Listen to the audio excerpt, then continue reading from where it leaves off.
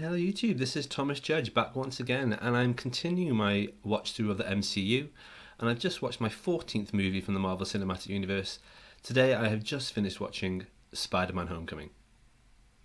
This is a great movie, and it's the second movie of Phase 3 of the MCU. As I said before, I'm going to start making these reviews a little bit more thematic and broad in terms of what I review, rather than going through things scene by scene or beat by beat. One thing I do want to say about Spider-Man Homecoming: it's a great movie, but at the same time it's one of the most divided movies in the MCU so far, and at least that I remember at all. And the reason for that is that whilst it has some really truly excellent standout moments, it also has some really standout horrific decisions and terrible moments that I really didn't enjoy. So whilst it's a divided and possibly divisive movie, it does come together into one competent, solid, enjoyable romp, but at the same time I can't hide, at least from myself, the glaring flaws that I see. I want to start off with something as positive as I can here, and to do that I just want to talk about the cast to start with. The casting for this movie is excellent. Every element of it, from Marissa Tomei as Aunt May, from the various people playing the teachers and their performances, to obviously the quote-unquote Breakfast Club cast of the main kids, and that is brilliant. Everything gels really, really well together. I am aware that when this first came out, and in fact when the casting was first announced, there were, as usual on the internet, people that were angry. I mean, of course, it's the internet. Something happens and someone's offended by it.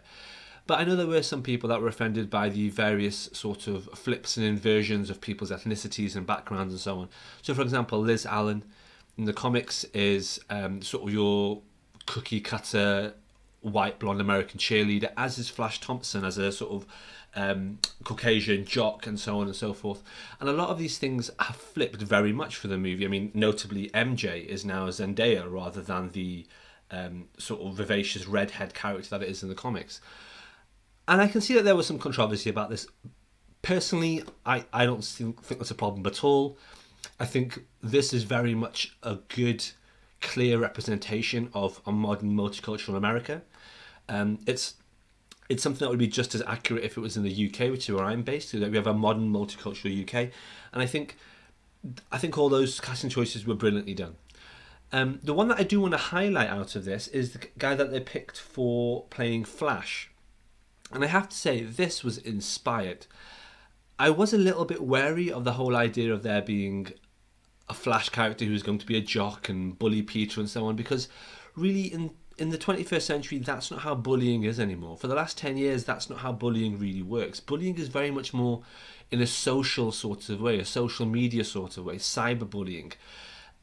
People sort of picking on each other due to their class, due to their wealth, due to their any kind of online profile. That's what bullying is now. Whereas Flash Thompson back in the 1950s and 1960s, back when Spider-Man was in his heyday, that's what bullying was then. You had the jock and you had the dweeb. That's not how it is now. And the representation they picked here of having Flash being essentially this rich kid who just resents Peter and essentially picks on him in this kind of not even cyberbullying, but social bullying sort of way, like a peer pressure sort of way, just feels so much more realistic and grounded, and it was just so effective. I loved it. I thought it was amazing. I'm just going to touch on a couple of things that I found negative about this movie. One, I found Ned really, really annoying. Like every element of his character was just annoying. Every scene he was in, he made worse to some extent. And then the second thing that I want to talk about really is a couple of very critical things to do with Peter Parker that I think were just done badly in this movie. So the first thing that was done badly was to do with his origin or his reconciliation with his powers. Now, I'm totally on board with them not showing his origin in this movie. I mean, we've seen the origin way too many times, and like I said in my Civil War review, we don't need to see it again. However, one of the fundamental sort of touchstones and core elements of the Spider-Man story is when Spider-Man gets his powers and first realises he has his powers in the context of the bullying or the school environment. So, for example, in the Tobey Maguire trilogy of movies, there's a scene where Tobey Maguire gets beaten up by some jocks, I suppose, and he avoids their punches and he sort of realises that strength he has, and he makes a fool out of them. And that's kind of a crucial and really important scene for Peter's personal growth. And for my money, it has never been done better in cinema than by Andy Garfield in The Amazing Spider-Man. Now, The Amazing Spider-Man, as a pair of films, were not very good, and were not ones that I would really recommend to anyone. But this one scene, what I call the basketball scene, is phenomenal. And this is, beat by beat, the most perfect depiction of that moment of Peter Parker getting in touch with his powers and using his powers and giving the bully their comeuppance. It is the best montage and scene of that I have ever seen anywhere, and I think it's phenomenal and well worth watching again if you get a chance. What I would say about that is that there is no equivalent scene here for the Tom Holland Spider-Man. There is no equivalent scene in the MCU. And whilst I don't know quite how it would work with Flash being a social media bully rather than anything else, at the same time I do feel that it's something that the character needs.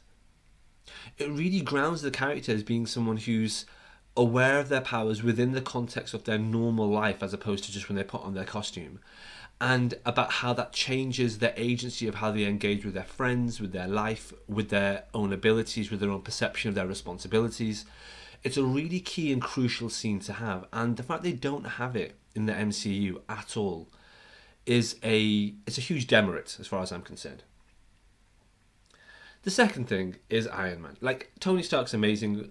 RDJ is great as Tony Stark. The armor is great. The action scenes are great.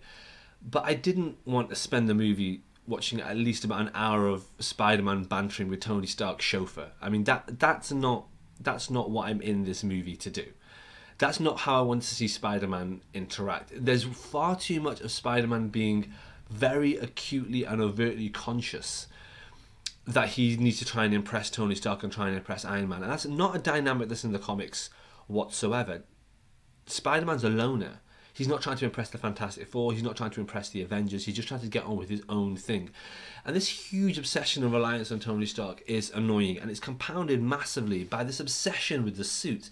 So much of the movie is about the suit and using the suit and talking to the AI in the suit and all the different powers the suit has. No one cares about the suit. You don't need to have parachutes and little robot drones and 560 different versions of webbing. Like, this is just Iron Man 2.0, or rather Iron Man 1.5. It's absolutely ridiculous.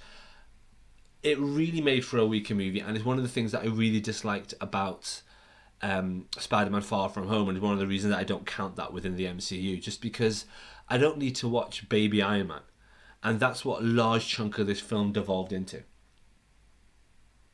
Having said that, Tom Holland's performance was great. He was brilliantly cast, as I said, and I do want to end the review on a positive note.